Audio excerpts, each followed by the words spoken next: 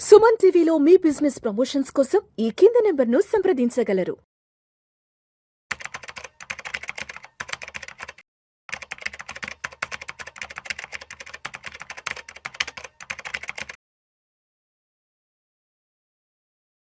Hello everyone, I'm Madhavi Reddy. Welcome to Suman TV viewers. So especially ఈ video అయితే mutual ఫండ్స్లో invest చేస్తూ ఉన్నప్పుడు చాలా మందికి డౌట్ వస్తుందండి. అంటే ఎస్ఐపీస్ మనం డైలీ పెట్టుకుంటే ఎక్కువ రిటర్న్స్ వస్తాయేమో, వీక్లీ పెట్టుకుంటే ఇంకా బెటర్ రిటర్న్స్ వస్తాయేమో, లేదు అంటే monthly. So which one is the best?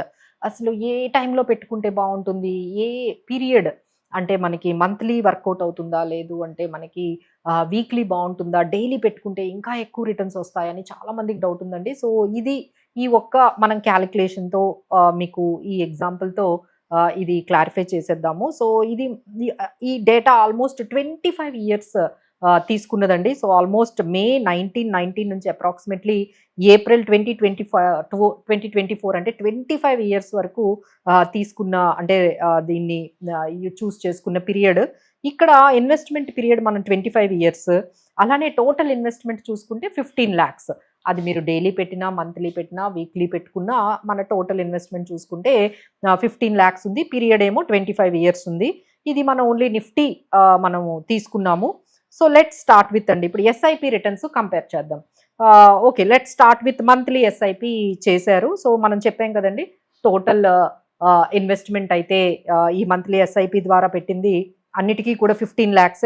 So final corpus చూసుకున్నట్లయితే ఇది మనకి దాదాపుగా 1,68,14,564 అనేది వస్తుంది. అంటే మీకు 25 ఇయర్స్ బిఫోర్ మీరు కానీ స్టార్ట్ చేసినట్లయితే ఒక 15 lakhs మీరు మంత్లీగా మీరు పెట్టిన ఇన్వెస్ట్మెంట్ అయితే మీకు అది దాదాపుగా 1.68 crores అనేది అవుతుందండి. సో దాని ఎక్స్ఐఆర్ఆర్ చూసుకుంటే 13.62%. ఎప్పుడైనా మీరు ఎస్ఐపీస్ ఎప్పుడు కూడా మీరు ఎక్స్ఐఆర్ఆర్ చూసుకోవాలి.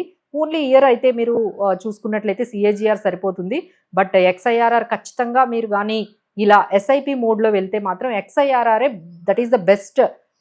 మీకు రిటర్న్స్ క్యాలిక్యులేట్ చేసుకోవడానికి ఎక్స్ఐఆర్ఆర్ మాత్రమే యూజ్ చేయాలి.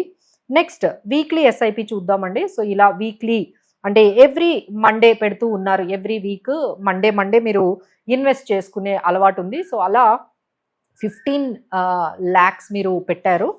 దాదాపుగా ఈ 25 ఇయర్స్ పీరియడ్లో పెడితే దాని అమౌంట్ మీకు 1,67 lakhs అవుతుందండి. దీని ఎక్స్ఐఆర్ఆర్ చూసుకుంటే 13.59% అనేది మనకు వస్తుందంటే దాదాపుగా ఫైనల్ కార్పస్ 1,67,15,172 అవుతుంది when you are investing in weekly mode కానీ మీరు ఎస్ఐపి చేసినట్లయితే.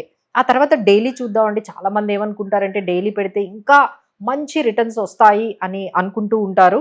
So every day, every working day especially మీరు కానీ ఇన్వెస్ట్ చేసుకున్నట్లయితే అది కూడా 1.64 lakhs 84,209 రూపీస్ అవుతుంది. అంటే దీని ఎక్స్ఐఆర్ఆర్ కూడా 13.44%. అంటే మనం ఇప్పుడు ఎక్స్ఐఆర్ఆర్ చూసుకుందాము. మంత్లీ పెట్టుకుంటే మనకి 13.62% వచ్చింది, వీక్లీ పెట్టుకుంటే 13.59% వచ్చింది, అండ్ డైలీ పెట్టుకుంటే 13.44% వచ్చింది. సో పెద్ద డిఫరెన్స్ అయితే ఎక్కువ ఎక్కడ కనిపించలేదండి.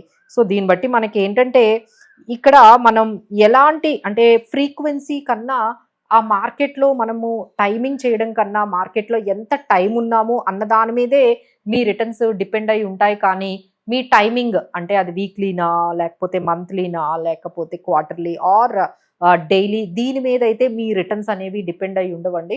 Only on the basis of how much time, మనం ఎంత టైం మార్కెట్లో ఉన్నామన్న దాని మీదే రిటర్న్స్ అనేవి మనకి ఎక్కువగా కనిపిస్తాయి. But nowadays we are seeing lot of redemptions are happening. చాలా కంటిన్యూస్గా రిడమ్షన్స్ జరుగుతూ ఉన్నాయి.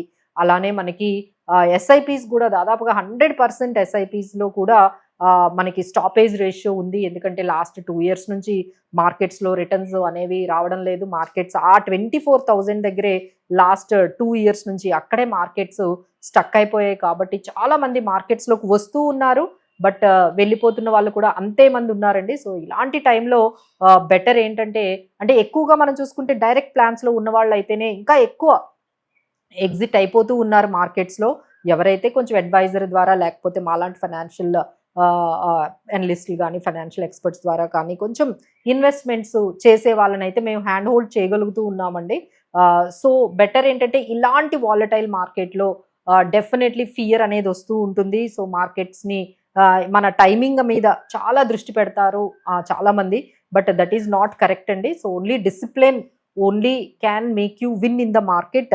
సో కొంచెం ఎమోషన్స్ని కూడా మనం కొంచెం ఫార్ములేట్ చేసుకుంటూ ఉంటే మార్కెట్లో వెల్త్ అనేది క్రియేట్ చేయొచ్చు.